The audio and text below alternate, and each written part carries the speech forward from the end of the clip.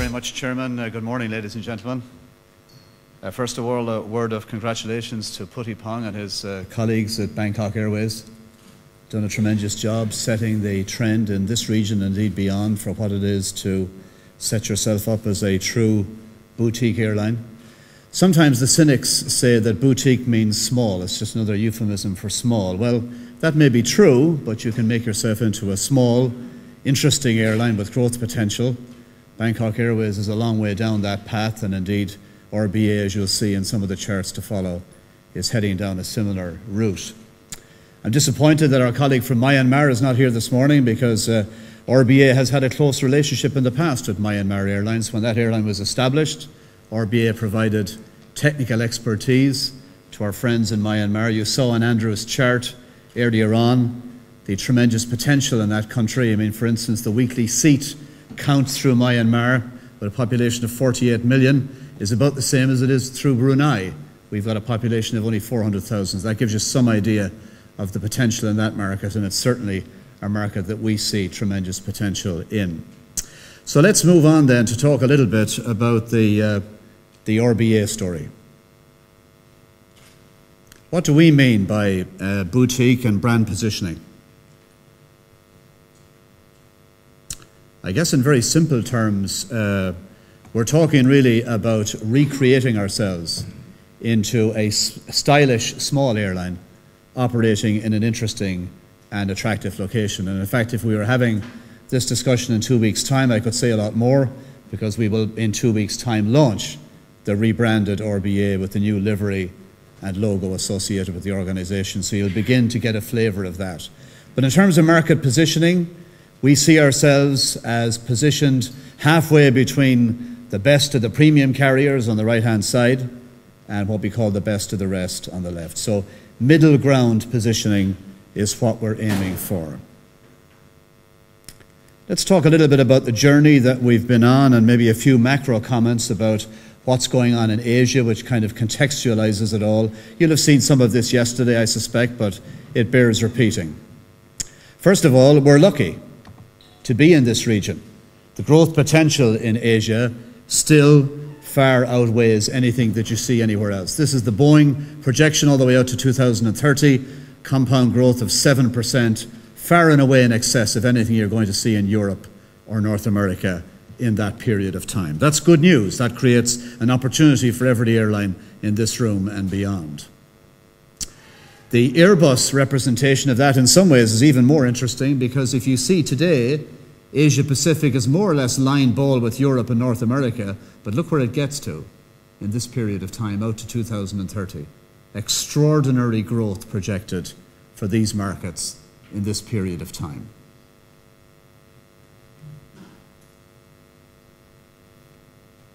And rapid growth of low-cost carriers. This is data from CAPA, which plots the statistics since 2001, and you can see tremendous growth from a standing start in that period, almost 21% of capacity coming from LCCs in Asia-Pacific right now. Where will it go next? How big will the proportion of business that the LCCs do grow to is an interesting question.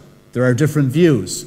CAPA, perhaps, or sorry, not CAPA, AAPA, perhaps controversially believes that if you take the LCCs as 15% of aviation in the region at the moment, they believe they'll only have 19% by 2030. I'm not sure about that. I think the LCCs regionally will increase their penetration, and I think that's the challenge for airlines like ourselves that have started a journey as a full-service legacy flag carrier to retain some level of relevance with what the LCCs are doing. If we're not relevant on price, and if we're not relevant on service quality on our regional services, we won't survive, and I don't think any of the other full-service carriers will as well.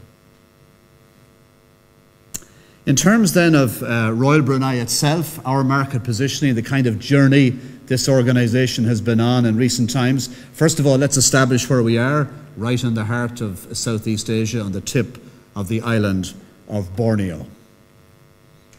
Population-wise, 400,000. Kind of a good news, bad news story here. The country is wealthy in terms of oil and gas. low on population. That creates a challenge for an airline of our size, especially trying to offer a dual purpose product, which we do, international on the one hand and regional on the other.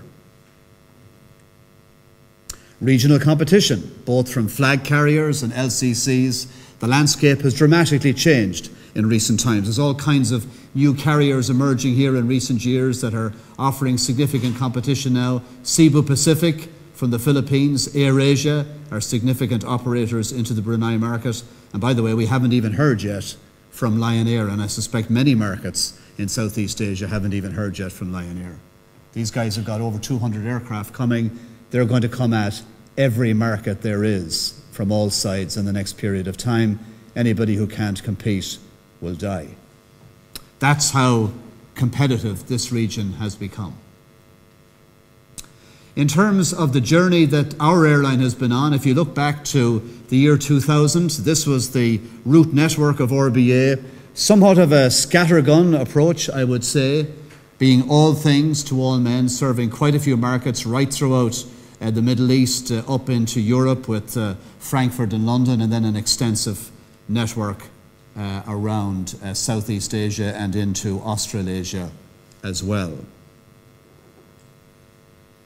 Then what happened? Well, the dynamics of the industry have changed. Before I joined RBI, I spent many years at Emirates. I know exactly what these guys are capable of, and indeed, you'll hear from one of my former colleagues, Anand, in a few minutes, who will give you the current update on the Emirates story. But suffice it to say, and Andrew referred to this earlier, this is a measure of the growth in kangaroo capacity between London and Australia in the period 2004 to 2011 from the Middle East carriers. So you can see Emirates probably doubling in size every 18 months.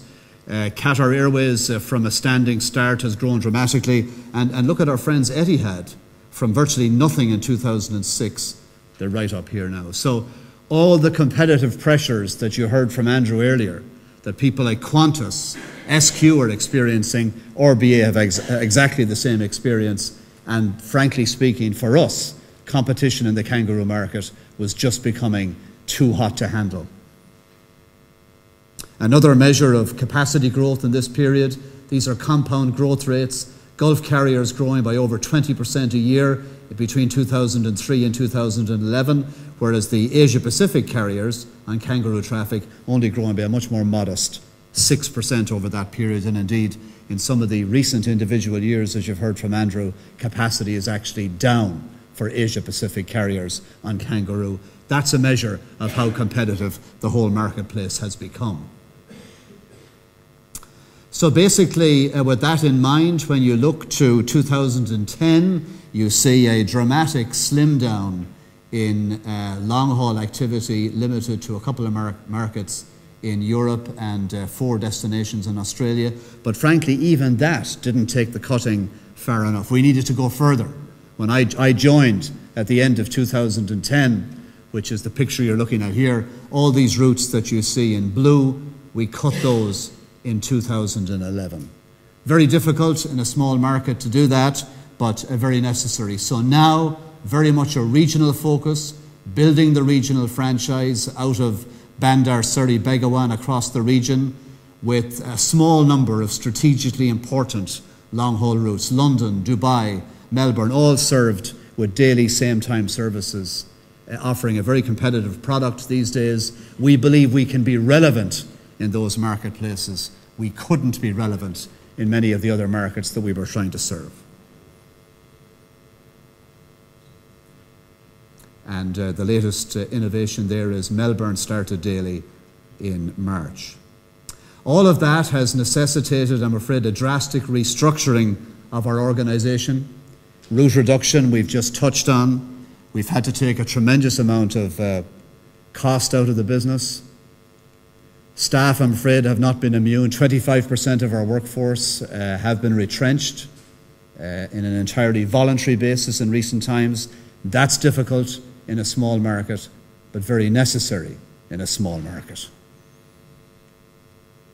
Fleet rationalisation we'll talk about in just a moment. Airport facilities improvement in tandem with the reinventing of Royal Brunei. Brunei International Airport itself is being reinvented, and you'll see in a few moments some images of how all that's going to look when it's completed in 2014.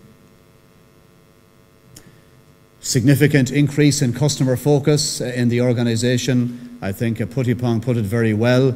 If you're going to try and position yourself in that boutique area, customer service needs to be excellent. Not just good, but excellent and consistently excellent, beating the competition every time, every flight, every day. If you can't compete in that territory, you're not a boutique airline. And culminating in the rebranding process, which, as I said, is going on as we speak and will be formally announced within 2 weeks. In terms of fleet, we really had to take a bit of a hatchet to the long-haul fleet structure of RBA. When I got there, we were in the process of retiring 767 aircraft. The ultimate objective was to migrate to new generation 787s, but of course they weren't ready. So we've had to use, on an interim basis, 777-300ERs on long haul. But finally, very finally, we will indeed, in fourth quarter of 2013, become the first airline in Southeast Asia to operate the 787-800. We believe this really is going to be a game changer, and for us, in terms of our repositioning in this boutique categorization that we talk about, this aircraft and the type of service quality that it can provide is absolutely key. And we're going to have to be good, because this is a chart of where all these aircraft deliveries are going to in the next period of time. Look at Asia Pacific, over 262 units of 787 capacity are going into Asia Pacific Airlines. Fortunately, most of that is in North Asia, which is not really an area that we're aggressively competing in at the moment, but it does give you an idea that if you want to stay relevant on long haul in Asia Pacific, you've got to be on this aircraft and you've got to combine it with really excellent customer service. That's what the market demands. That's what we mean to supply. Finally then, a few words about rebranding of RBA and the future. Just a reminder of what we've set ourselves out to do, which is this middle ground positioning between the best premium carriers on the right-hand side and the best of the rest on the left. Airport modernization, Putipong talked a lot, and rightly so, that if you don't get it right on the ground as well as in the air, you can't offer the type of consistently high level of customer service that the customer demands.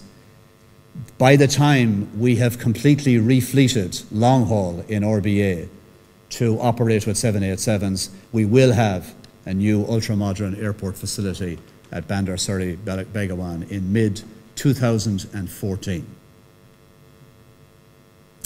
In terms of the rebranding strategy, as I say, if I was here in 2 weeks' time, I could tell you a lot more, but the focus really is on developing the attributes of Brunei that the country has become well known for around the region, this aspect of peace, this aspect of hospitality, this aspect of ecotourism, this aspect of tranquility. All of those are the kind of brand attributes that you'll begin to see more of as we roll out this brand strategy starting very shortly. In addition to that, we've already heavily invested in new internet booking technology. We've gone online with a new booking engine recently, and our online statistics are beginning to grow.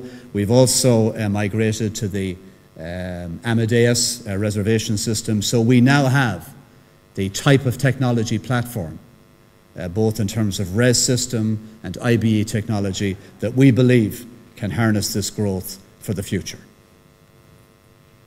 Rebranding strategy, I talked a little bit already, creating this kind of authentic feel of hospitality. Understated elegance are words that are often used to describe the atmosphere in Brunei. Our job is to recreate that experience in the air and mirror it on the ground with all aspects of the customer experience.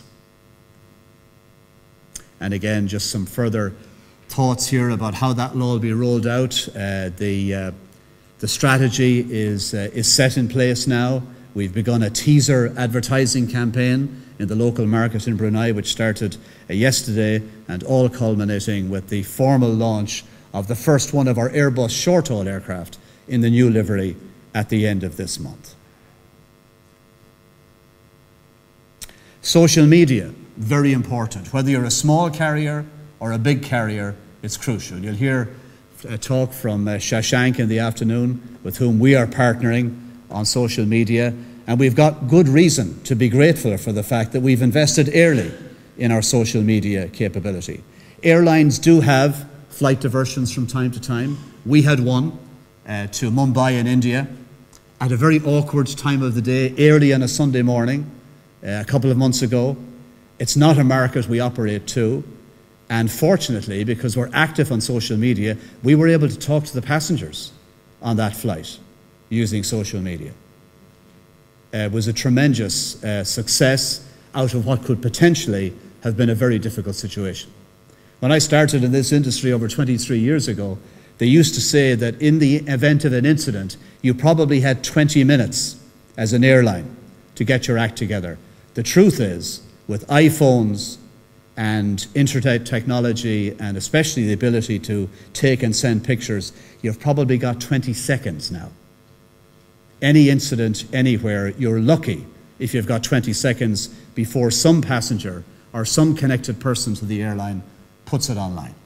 Fortunately, with the cooperation of Shashank, we've invested early in that technology. We've got a small dedicated team of people in RBA who are very active. We can mobilize them at a moment's notice. As soon as anything happens, they're onto it to make sure that we manage the social media traffic. This is the way of the future. Whether you're a big airline or a small airline, if you don't engage, then it's going to be a challenge. And then just a final few comments about the way forward. The good news for Brunei at a macro level, the overall economy is very strong. It will remain so. The challenge, of course, is the relative small size of our population base. You've seen how competitive the long-haul market has become in recent times. We have scaled back our activity now, and we don't make any apology for it, to focus only on the strategically important routes where we can be relevant in those marketplaces, operating daily same-time services, and we're happy and satisfied that that is the right strategy for RBA going forward. The restructured RBA that we've been speaking about will primarily have a regional focus, developing our network right across the region here in Southeast Asia, and supplementing that, as I've said, with our strategic long-haul activity. And the brand positioning very much in the mid-range of product offerings between the premium carriers that we saw on the right and the best of the rest on the left of the chart.